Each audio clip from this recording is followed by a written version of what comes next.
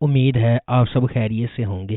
اگر آپ نے ابھی تک ہمارا چینل سبسکرائب نہیں کیا تو اسے ابھی سبسکرائب کر لیں اور بیل آئیکن کو دبانا بالکل بھی مت بھولیں۔ شکریہ۔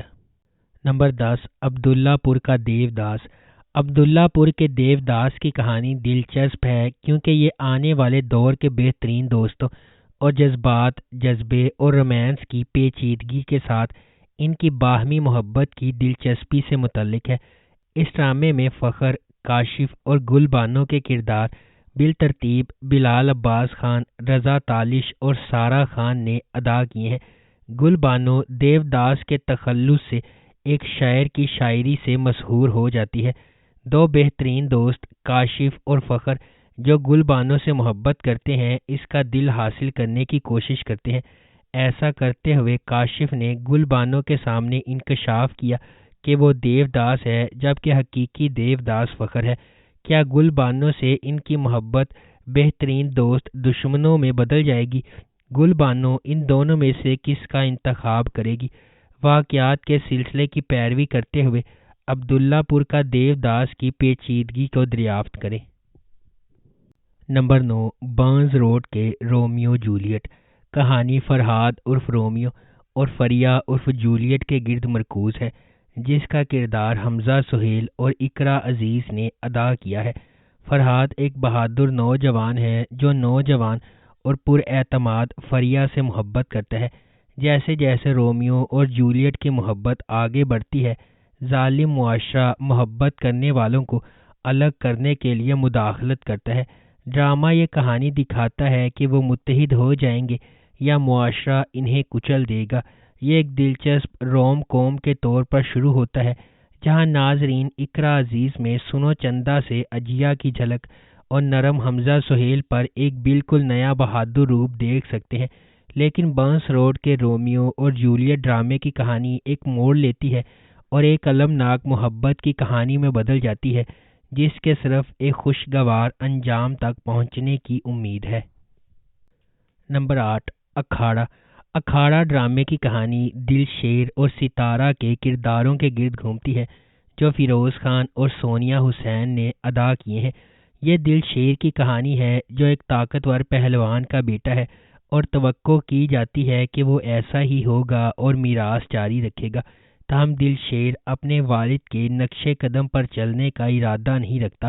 اپنی ابتدائی ہچکچاہٹ کے باوجود وہ ستارہ کے لیے اپنی محبت کے لیے اکھاڑا ریسلنگ رنگ میں شامل ہو جاتا ہے۔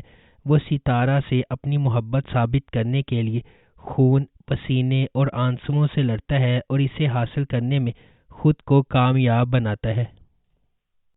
نمبر 7، خمار۔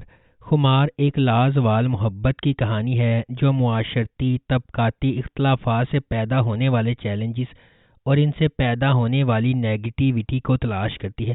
خمار معاشرتی توقعات اور چیلنجز کے سامنے محبت کی پیچیدگیوں کو تلاش کرتی ہے۔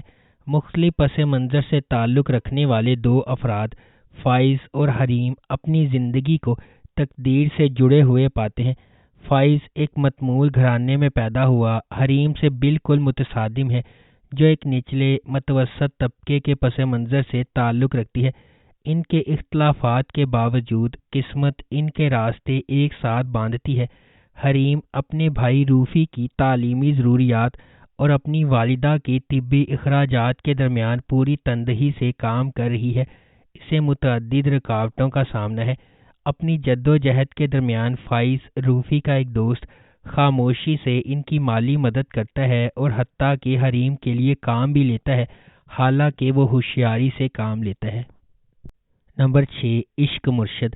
عشق مرشد کی کہانی مختلف پس منظر سے تعلق رکھنے والے دو افراد کے گرد گھومتی ہے جنہیں تقدیر نے ایک ساتھ لایا ہے کیونکہ انہیں محبت کے نام پر لاتعداد چیلنجز کا سامنا ہے۔ سیاست، دشمنی، جوش و خروش اور ابہام سے بھری داستان یہ طاقت کی کشمکش، ذاتی انتقام اور پیچیدہ سازشوں کے ایک پیچیدہ جال میں ڈھلتی ہے۔ ڈرامہ جذبات، دماغی سازشوں اور رازوں کے ہمیشہ سے موجود خفیہ واقعات کی ایک دلکش کہانی کا وعدہ کرتا ہے۔ نمبر 5، منت مراد۔ منت ایک خوبصورت نوجوان لڑکی ہے جس کا تعلق ایک ترقی پسند خاندان سے ہے جو محبت، دیکھ بھال اور باہمی احترام کو اہمیت دیتا ہے۔ ایک ایسے ماحول میں پرورش پائی جہاں ہر ایک کے انتخاب کا احترام کیا جاتا ہے۔ منت کو اپنے فیصلے خود کرنے کی آزادی حاصل ہے۔ اپنے والدین کی بے وقت موت کے بعد اسے اپنے بڑے بھائی نفیس سے مدد ملتی ہے جو اسے پیار سے نوازتا ہے۔ دوسری طرف مراد کا تعلق ایک قدامت پسند خاندان سے ہے جہاں اس کی والدہ ازدواجی زندگی کے انتخاب پر خاصا اثر و رسوخ رکھتی ہے۔ اکلوتے بیٹے کی حیثیت سے مراد پر اپنے خاندان کی توقعات کو پورا کرنے کی ذمہ داری کا بوجھ ہے۔ نرم بولنے والا اور رومانوی فطرت کے لحاظ سے مراد اپنے آپ کو اپنی ماں کے اختیار کی خلاف ورزی کرنے سے قاصر محسوس کرتا ہے، خاص طور پر اپنے والد کے انتقال کے بعد۔ نمبر 4، کچھ انکہی۔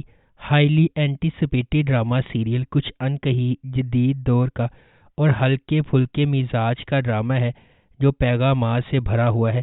اس ڈرامے میں خواتین کے جائیداد کے قانونی اور مذہبی حق، کام کی جگہ پر ہراساں کیے جانے، لڑکیوں پر شادی کے لیے دباؤ ڈالنے، باڈی شیمنگ اور پاکستانی معاشرے میں پائے جانے والے بہت سے مسائل، مزاح اور عقل میں لپٹے ہوئے مسائل پر بحث کی گئی ہے۔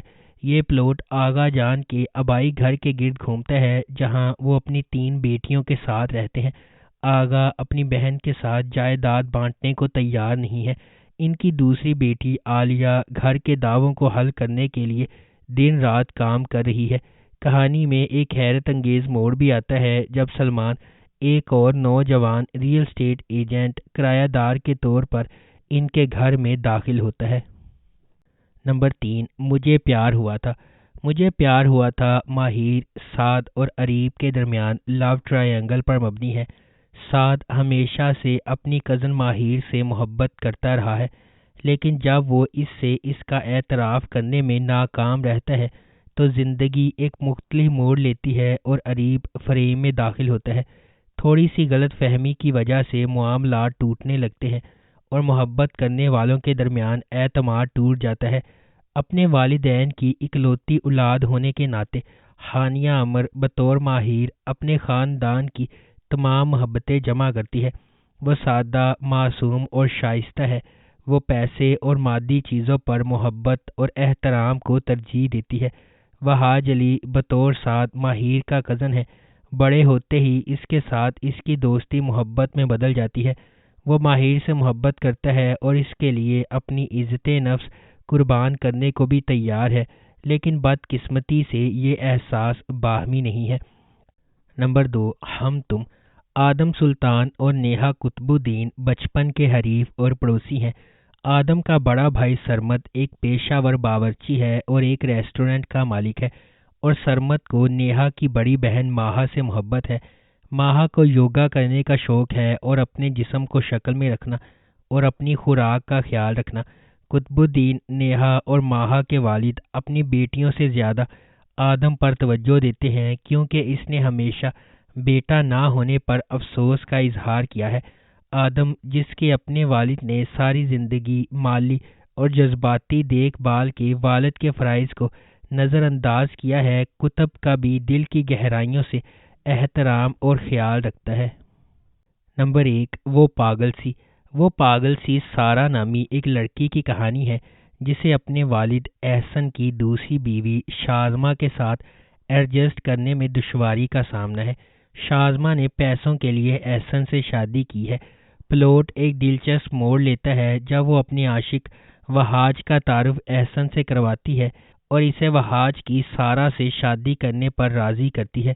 زندگی میں ہر ایک کو ساتھی کی ضرورت ہوتی ہے، لیکن جب ایک امیر آدمی کو وفادار ساتھی کی ضرورت ہوتی ہے تو وہ اپنی قسمت پر نظر رکھنے والوں کا شکار ہو سکتا ہے۔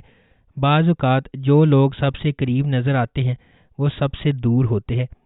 اگر آپ کو ہماری یہ ویڈیو پسند آئی ہے تو اسے لائک کریں، شیئر کریں اور ہمارے چینل کو سبسکرائب کرنا بالکل بھی مت بھولیں۔ شکریہ۔